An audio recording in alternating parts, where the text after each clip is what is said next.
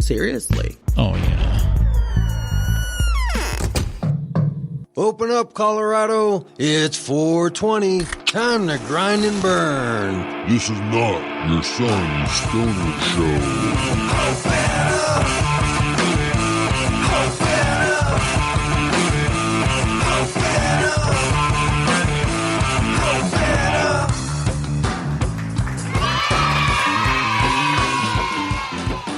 Welcome to the Cannabis Community Project. This is Brainstorm, broadcasting live from 3835 Elm Street in Denver, Colorado, from the Dank Studios. Here it is, the Grind and Burn Show. This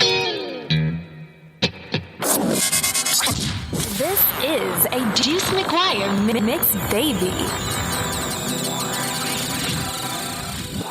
We support this show by selling products for our sponsors. We do that through the Cannabis Community Store, and I want to encourage you to check it out because we have some great products there. This show is brought to you live every week by the support of our sponsors, and we want to return the favor by letting them know our listeners are there for them. www.cannabiscommunitystore.com or go to the website cannabiscommunityproject.com. Hello, this is Keenan. For a segment today, What's on My Mind podcast, I'm going to tell you what's on my mind regarding e-cigs, e-cigarettes, vapes, or nicotine delivery devices. I'm going to go over shortly the pros and cons of e-cigs without getting into too much history in the industry. And then I'm going to go over 4 main points that are important for the future of the e-cig industry that I think are important. First, the pros and cons of e-cigs. E-cigs, people have varying familiarities with the products in the industry.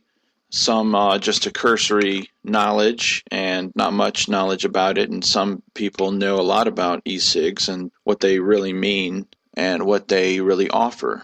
The pros of e-cigs are that they are clean as far as not leaving behind as much waste as cigarettes, and they are reusable. They can be used multiple times as opposed to cigarettes and are therefore better for the environment. And they have a massive amount of flavors across the board, flavors that cigarettes don't offer, many different liquid flavors. And in my opinion at least, although there is some research to the contrary, they are healthier than cigarettes if they don't have nicotine in them. They also, as a final pro that is, can wean you off of nicotine if you start out with a regular amount of nicotine in your liquid. You can, and I know this is true, to actually stop using nicotine as you go to lower and lower amounts in the liquid, and that's always available to have different levels of nicotine in the liquid. I personally don't use nicotine in my liquids, so I know it's possible to use a vape and not need nicotine at all. And then there are cons. There are cons to e-cigs that are regularly recognized. If you are using nicotine, that is still a drug, basically, a chemical that causes effects on the brain. So you don't want to use prolonged amounts of nicotine. And although there are less chemicals in cigarettes, some people do use e-cigs with nicotine. That goes into my next con, which is youth usage. And it should not be used for anyone under 18, an e-cig, because it is a nicotine delivery device, and it needs to be regulated so that children don't use it for nicotine. Nicotine is a chemical that affects the brain, so using it under 18 can affect the physical and mental development of a child, so it definitely should not be used by anyone under 18, and it shouldn't be available for them. Also, there is the stigma from cigarettes, the broad amount of health risks that cigarettes give and are harmful for. That stigma is still there for smoking on e-cigs, even though it doesn't have as much danger as far as the broad arrangement of chemicals that are in cigarettes, which are not in your liquids for e-cigs. It would only be the nicotine, possibly, if you're using a nicotine liquid. The next con is overregulation. You might find that e-cigs are banned in your city, similar to cigarettes, or banned in public venues So that's a con for the use of e-cigs. And then finally, the last con is some flavors are not yet achieved with e-cigs. Not saying they can't be, but your cigar flavors that are various and range from robust to light and can be aged tobacco, seeds from different areas like Cuban seeds, and then grown in different soil. You're not going to get the broad arrangement of flavors in e-cigs, at least not yet. They do not have that yet. And even it comes down to what kind of shade their tobacco is dried in. So those are the pros and cons of e-cigs. Just generally a real cursory glance at e-cigs just as a background information. And I'm here to tell you what's on my mind regarding e-cigs. And next I want to go into important points about the industry. And I want to start with regulation. Regulation of e-cigs right now in the United States is suffering from the stigma from cigarettes. Certainly there are some things that should be regulated about e-cigs, such as children under 18 should not be allowed to be using nicotine e-cigs, and therefore they shouldn't have access to any electronic nicotine delivery devices. So under 18, that should be regulated. But what you're getting is a lot of pushback in public areas. Some cities completely ban e-cigs, and I think that's over-regulation at this point. And it's stifling the industry in some of those cities and areas. There's going to have to be education from the industry, money invested into education by the industry, and also there's going to be investment into attorneys to fight these over-regulations. The second part of regulation is the FDA's stranglehold on creating new flavors, and they oftentimes make it too expensive to get into the market as far as getting flavors approved. And I think that's also an overregulation, that they tend to lean towards large corporations getting easy access to the market because they can afford the FDA regulations and testing of their liquids, but small ventures cannot necessarily afford that. So I think that is overregulation in the industry. And there has to be pushback from the industry to get that at the right level. You want to have your liquids regulated, but not overregulated and not overly costly. So that's an important point for the future of e-cigs. Now, the second important point gets into the marketing itself of e-cigs. And there is so much potential. This market can overtake the old market of cigarettes into a multi-billion-dollar industry. And I believe the most important marketing point is the branding of an e-cig. You think about the most famous e-cigs right now, or what is everyone's regular familiarity with e-cigs, and you get people having a cursory introduction to e-cigs, maybe at a local store where they can purchase e-cigs, but all they're going to get is a product that has no logo on it. It's sort of generic for most of these stores, and they're not going to repeat their business with any type of brand or any type unless they really get knowledgeable about the product. What needs to happen is a massive scale branding and a branding war between e-cigs for competition to make it the best product, where you have a logo that is recognizable, outstanding, and likable, that also goes along with the quality of the product that people can recognize over time and buy it based on whether they like it or not. The only recognizable e-cig at this time really is the blue e-cig that has a brand that's recognizable and a logo, and you need to actually place that logo on the product, which I think has been missed a lot of times in this industry. Now, the second industrial point, and an important point for the future of the industry, is social media.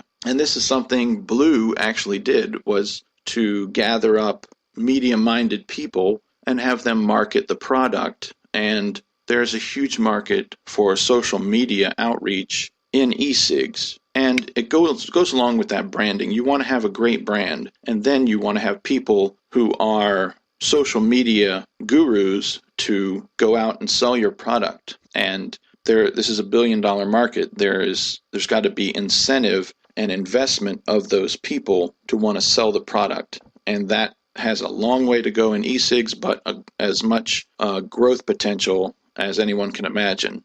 And this has been seen in other markets. I have experience in the wine market with social media marketing, and there's huge potential. Then there's also the last point I have for the industry and its future is home delivery. Home delivery and website delivery, internet marketing, is the third part of what I think would make the industry really shine and would go along with the future of technology. Just like it was developed by technology, it needs to move its marketing into the highest technology, and that would be home delivery via websites. And you look at the market right now as far as retail goes, and Amazon is outpacing and growing faster than any physical retail location. And internet markets and retails themselves are growing faster than physical retail is every year. And eventually they will eclipse physical retail.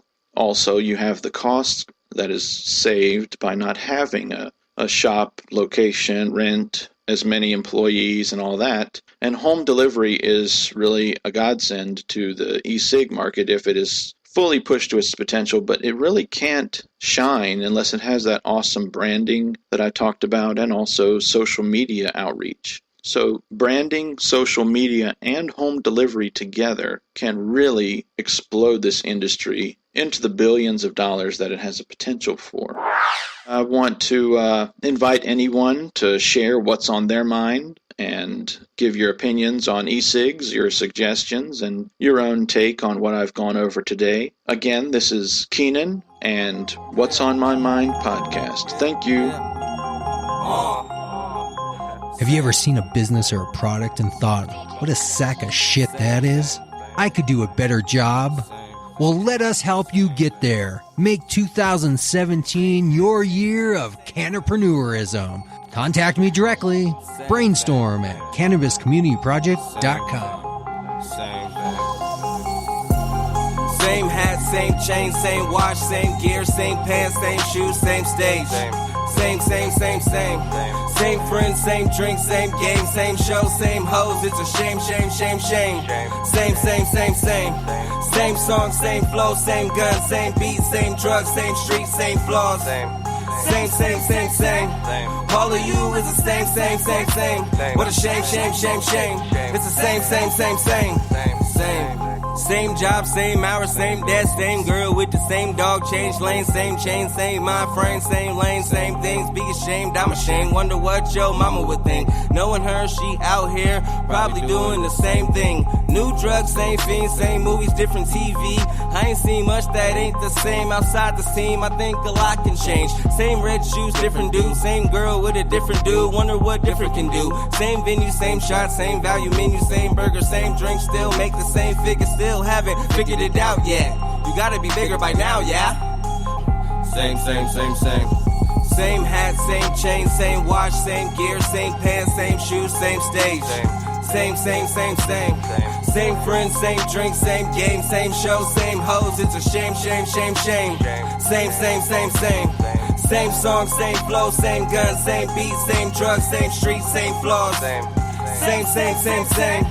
All of you is the same. What a shame. It's the same. Hey, Rick, how you doing? Good. How you doing? Doing excellent. All right. Thanks for having me. I'm Rick Binder. I'm an executive recruiter. I find people jobs primarily in the accounting and finance industry. Been doing it for well over a decade nationwide. Got a very large network that's growing exponentially every day. The company I'm with is called the TriStaff Group. We've been in San Diego since 1971. We are a national search firm, much more of a boutique, very maneuverable, very adaptable in what we do. And we have several lines of business. Again, I head up the accounting and finance business development division here. So we place everything from chief financial officers, staff accountants, controllers, analysts, pretty much all the way down. And recently we've become vaccinal experts in the cannabis industry. Started with a friend of mine finding a CFO that led to a half a dozen other high-level finance searches. And we seem to be hitting it out of the park left and right. That's what we're sticking with right now. So. Excellent. I love the accidental falling into the career or the position. That seems to be where I find a lot of stories taking me as I talk to people in this industry, kind of including myself also. I see you went to Arizona State. No. University of Arizona. Oh, sorry. I know I have a friend who's going to Arizona State. In my mind, I was telling myself one thing and then thinking about something else. Sorry about that. I know that's a very touchy subject down there in Arizona. That and the time of shifting clocks back and forth every year.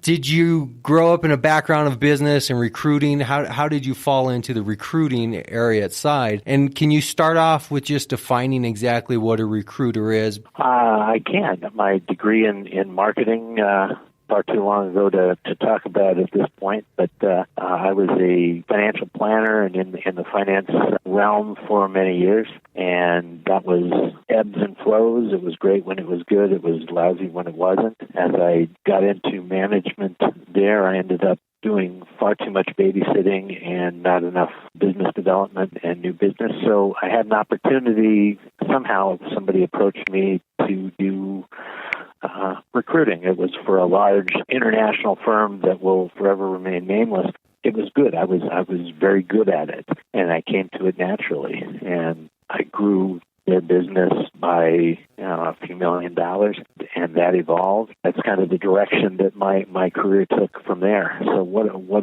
do? I find people jobs. There are different factors and factions in the industry. There's the temporary workers.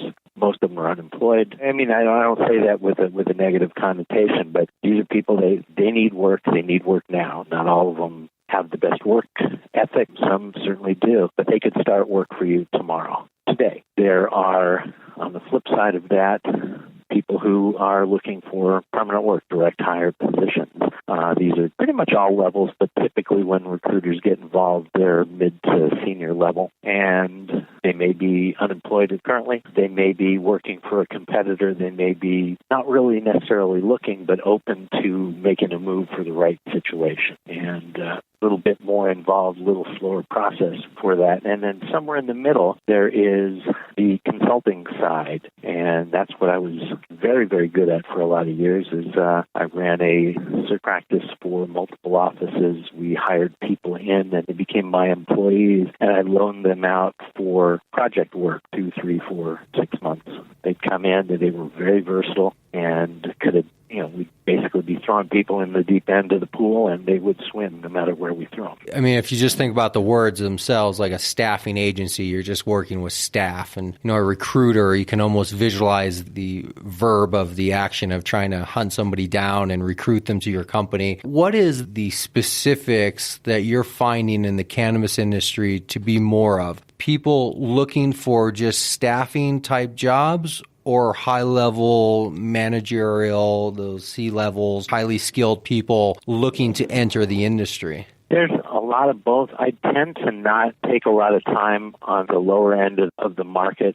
When people come and approach me, I make my money off of fees, and I'm very good at what I do. My partner and I combined have been doing this for 40 years. We know what we're doing, and we can deliver top-quality talent in very little time. That said, for a entry-level job, there's not as much skill involved in some of those. If you can avoid paying a fee, by all means, avoid paying the fee. Save yourself some money. But when it gets into those specialized positions, or there's a tremendous amount of urgency or specialization, that's where we come in and we add tremendous value. Now, can you define the geographic region you're dealing with to give people some perspective of what type of economy you're dealing with? You're based in San Diego. Are you dealing with only San Diegoans? San Diego Knights? No, we have a national practice. We can move people across country and work with anybody in any state. You're getting data about the cannabis industry from all over the country in terms of employment and recruiting. Yeah, California is a good example of that because we're fairly new in the industry, and it's still very under the radar. There are a lot of people who you'd never know by looking at their social media, by looking at their LinkedIn, that they have any ties at all to the cannabis industry. They're playing it down, just being safe at this point. But in getting out there and touching the people that we touch on a daily basis, there are a lot of folks out there that are very, very talented. They may be easier to find in Denver or Portland or places like that, but they're here too. And people are wanting more and more to get into the business. Yes, and this is an area I'm very interested in, as I have my fingers in businesses involved in hiring people indirectly. I also talk to a lot of people who are very concerned with what do they actually do in the industry, because not everybody's a grower and not everybody can be a bud tender, and people are desperately trying to find, well, what is the extent of employment, if we know the full spectrum. So everybody knows about bud tenders, and obviously if you're a grower, but what if you don't have those two skills? And I mean, we can look at the basic administrative stuff. Are you an HR person? Do you do accounting? Can we basically say any job you can do out of cannabis, you can now do in the cannabis industry? I would say that's got to be a yes, because cannabis businesses are at their core a business, and cannabis, probably much more so than any other industry, is going to have a bullseye painted on the forehead. The regulation is immense, and yes, there are going to be people who run it out of their backyard and try to fly under the radar. But as the industry matures and legitimizes more and more, those people are going to be forced either out of the business or down into the blackest of the black markets. And the legitimate business owners, of which there are many and a lot of money is pouring in, they better have the right people in place. They better have their finances in order. They better be following the regulations to a T. Testers, growers, operations, HR, payroll, huge.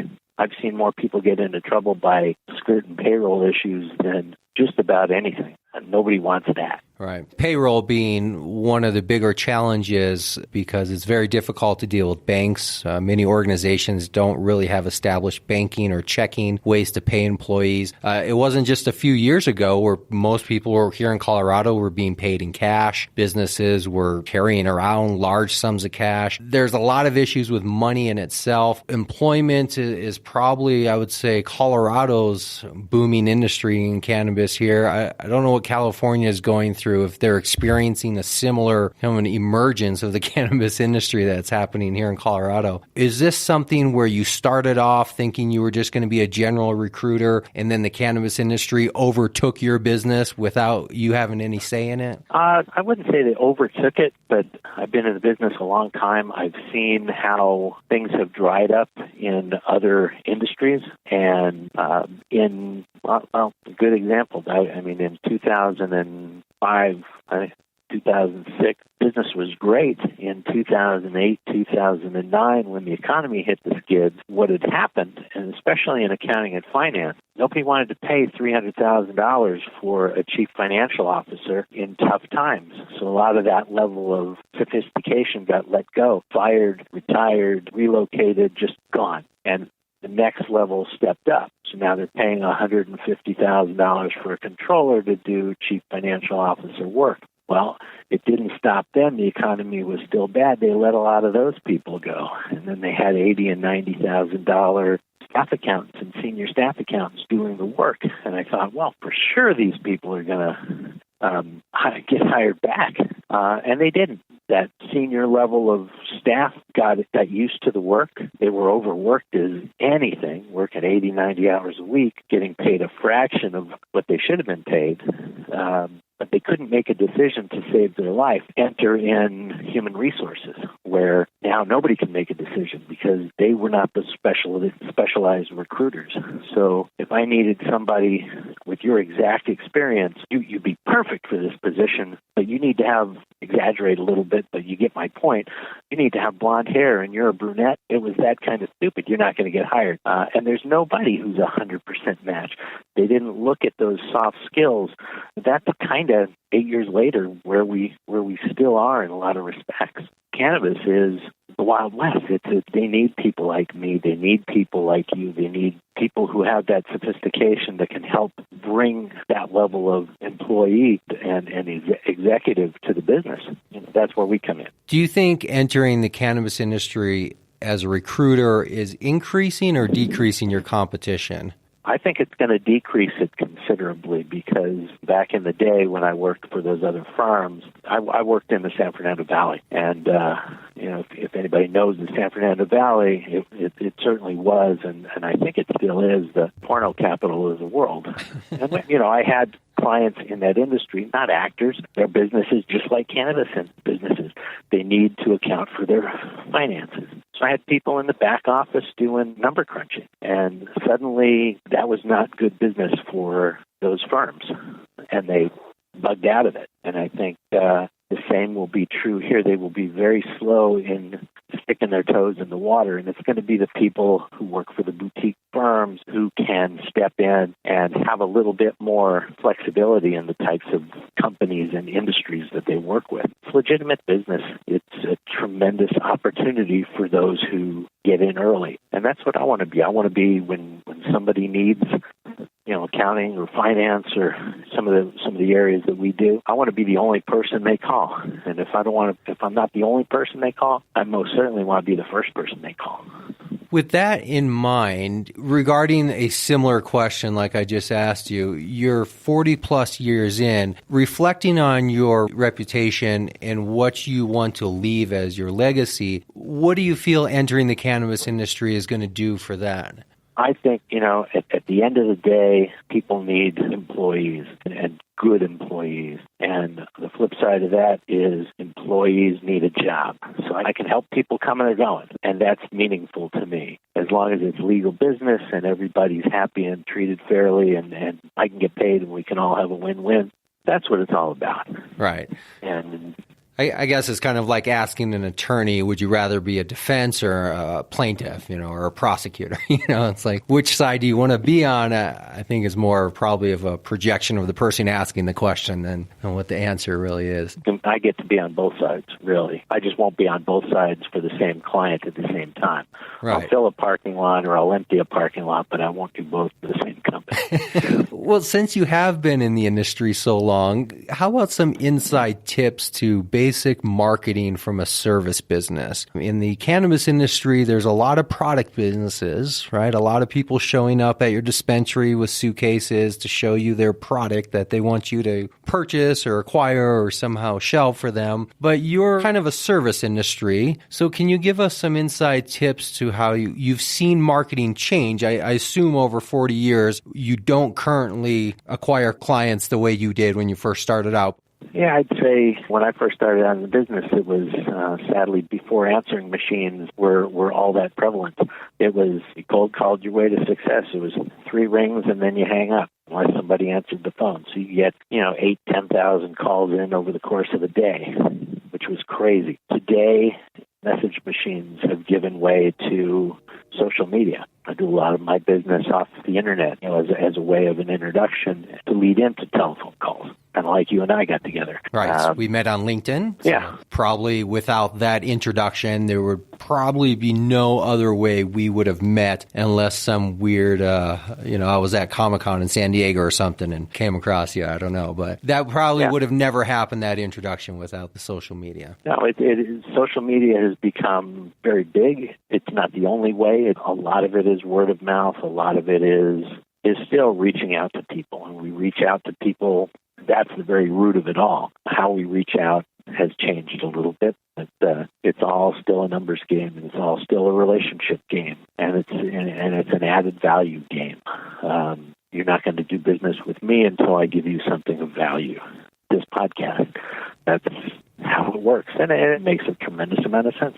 When it comes to your specific business, is it the type of business that has a residual effect where you employ somebody and there's dividends being paid back over the years of their employment? Is it a one-time shot where you get a flat fee for finding the perfect connection? You don't have to give me your personal numbers, but in general, how does the business model work for your type of business? So from a consulting or a temporary type of situation. There will be, the candidate, let's call them, will get an hourly wage, and they will be marked up based on what's called the burden, which is the costs associated with hiring, payroll taxes, unemployment taxes, things like that, fees, and then a markup over and above that. So that markup percentage is where we get paid. From a direct hire or an executive recruiting standpoint, it's typically a percentage of first year's compensation. So you think of it as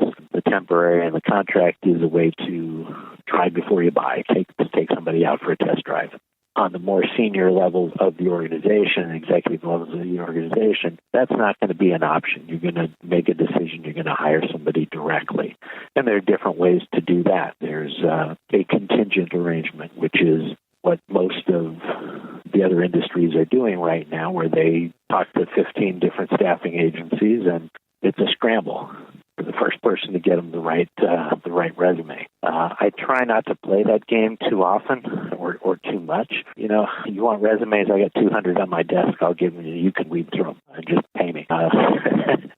My job, as I see it, is to save people a lot of time and really bring to the table people they're not going to find applying to their job ads. These are people who work for their competition in some cases, and they're not looking to make a move. They're highly compensated and they're doing great at what they're at. But if the right situation came to them, they would consider making a move. Those are powerful positions to be in. So the residual effect is similar to a realtor in the sense that you work with somebody for a limited amount of time, you make some money, and then maybe a couple years later they come back and you do it again. Yeah, or they need more than one person. Some people will pay us a retainer, and that's nice, and very much like an attorney, that's where everybody has a little skin in the game, and really we become the human resources and the recruiting team for the organization. I'll take 5 hours a day or 10 hours a week or whatever it takes, call everybody who's a potential candidate for that. In any one geographic area, there's a finite number of candidates that fit that position. How many, I don't know how many dispensaries are in Denver right now. We'll even venture to guess, but there's just over 500 medical and just over 500 recreational, and then total licenses are just over 2,500 of total licenses. So licensing could be a various number of organizations, not just dispensaries. But we're looking at about 1,000-ish or so throughout the state. So let's just say every one of those has a chief financial officer, and we all know that that's not the case. But if everyone does, there's 1,000 possible candidates for a job, for that particular job in Denver. Not many people are going to take the time to call those 1,000 people. But on our retained searches, that's what we do. Call every one of those 1,000 people, however long it takes, to find the right 2 or 3 to present to our client. And at that point, they've been vetted, they've been screened, they know the situation, they know the company, been the ambassador of goodwill for the 999 who haven't. And so the company has got a lot of promotion from us. And imagine how much time it takes to do that and how much time that saves our clients. Yeah. Our industry here in Colorado is, as strong as it is, it's still very fragile, and it's very fragile based on this infrastructure that most of these dispensaries came from former caregivers just a few years ago who were personal private grows for a handful of people that got bigger and then bigger on top of bigger, and then they turned into dispensaries. And, there was this growing stage, but it's all happened so fast that it's very fragile, and hiring the wrong people could destroy a business. Not having enough resources to hire enough people could destroy a business. I mean, right now we're in an industry where it could come crumbling down despite the strength and the growth we had based on the infrastructure of kind of what I'm hearing you talk about is it's putting that time and resources into securing the infrastructure of a business, which is their employees and the roles that need to be filled in each organization. Right. Exactly. Well, this is definitely a field that you got to be dedicated to because it seems tedious to me. It seems like a lot of sifting through redundant applications and resumes that all look the same and people who all have similar skills and everybody wanting jobs that really don't exist yet in quantity. Seems like a very tedious job, so I hope you get paid well. But let me ask you this. Can you comment on the stoner effect from the hiring aspect? Is there this perception that you've seen where when you're hiring for dispensaries or cannabis-related organizations, is there a different quality or a different timbre and tone of a person that's applying or that you're dealing with? I think in the positions that I recruit for, typically not so much. I think, and from what I've heard talking to people, the lower end of the market, the drivers, the bud tenders, that entry-level side of the market, yeah, there is a faction there, but that's going to be whether it's cannabis or non-cannabis. When you get up to management levels, maybe you have somebody who a few years ago smoked every day, but now that they're running their $1 million plus or multi-million-dollar company, they don't have time. They're going to keep a clear head, and they're businessmen first and foremost. Right. Yeah, absolutely. And I think that's reflective of what I've seen in the dispensaries that are holding on and growing. Currently broadcast out of the Dank dispensary here in Denver. It's a very good mid-sized dispensary. It has a lot of related businesses it's involved with. It's a good growing business with a small team of dedicated staff. I've been to a lot of different places, and there is a variety. I mean, as soon as you walk in a place, you instantly know what type of business and organization you're in. Those that will survive will be the ones that unfortunately step away from the more organic, we're former caregivers just trying to supply cannabis to the market, and people that shift more towards this is a business, we're now supplying a commodity to the market will probably, I don't know if that's good or bad, but will probably be the ones that survive. My opinion. Yeah. You got to run your business like a business. Where's your business going from here? I mean, are you going to go in 2 feet and just be the top recruiter for cannabis? Do you have a unique business model that you're working on? What's your plan for the future within the next 2 to 3 years? I'm kind of curious to see where it goes from here. It is a lot of fun. I'm talking to people who, when you talk to typical manufacturers or biotech or defense firms, everybody starts to sound the same after a while. So it's been quite refreshing and very interesting and a huge learning experience as well to get into the cannabis industry. And honestly, a few months ago, I had no idea just how diverse it was. But, accounting and finance, again, is primarily accounting and finance. There are definitely some subtle and not so subtle nuances to the cannabis industry. And to have that experience is incredibly valuable if you're doing that kind of a work. As we've gotten deeper, we're getting calls for testers and growers and master growers and attorneys and salespeople and IT people and supply chain. And I see it diversifying out into those areas as well. Right now, I would say that across the country, there's not a whole lot of people who are more versed in the accounting and finance side of things.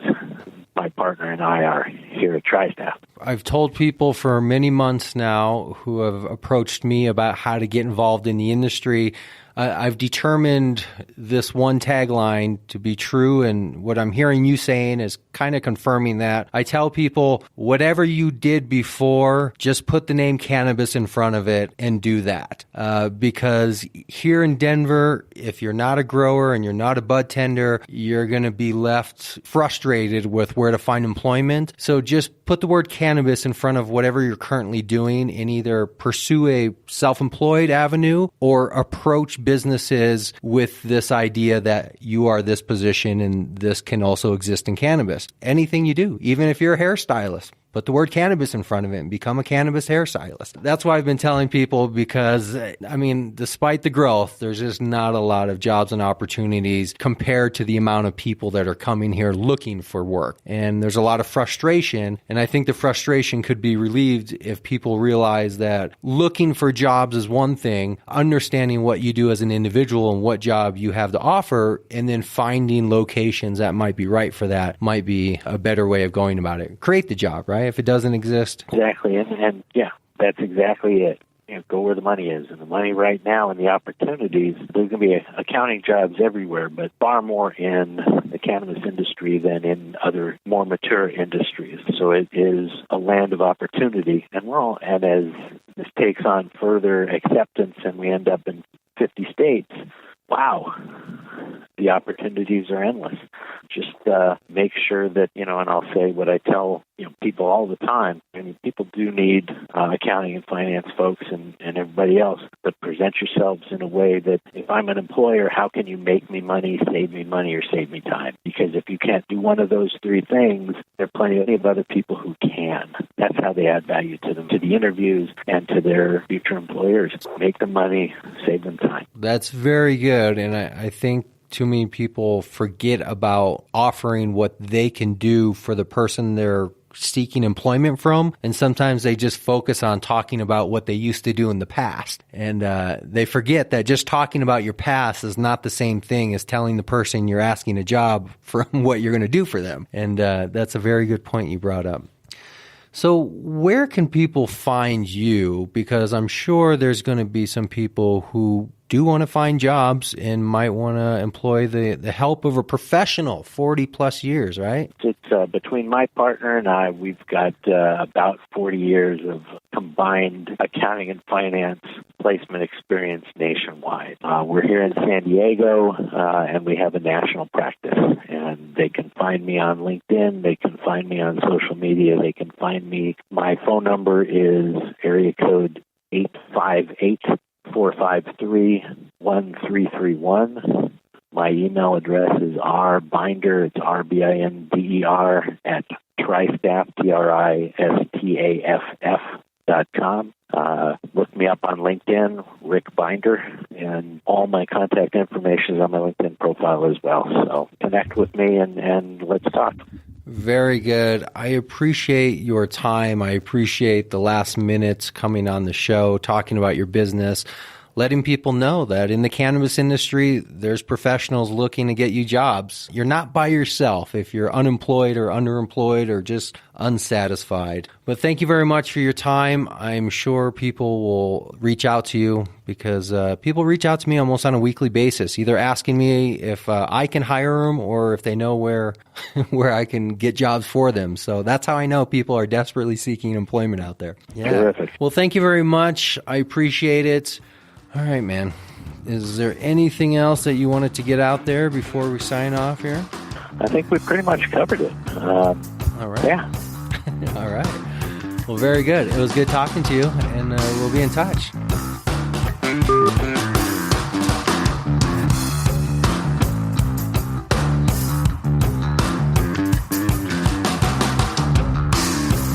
That's all I have for you this week, Cannapreneurs. Sliding through 2017. Make sure to stick with us all year long. We have new podcasts coming out and many, many more guests to talk to just like you. Follow us after the show on all the social media, Facebook, Twitter, YouTube, even Mass Roots, all under the same name, Cannabis Community Project. We'll see you next week.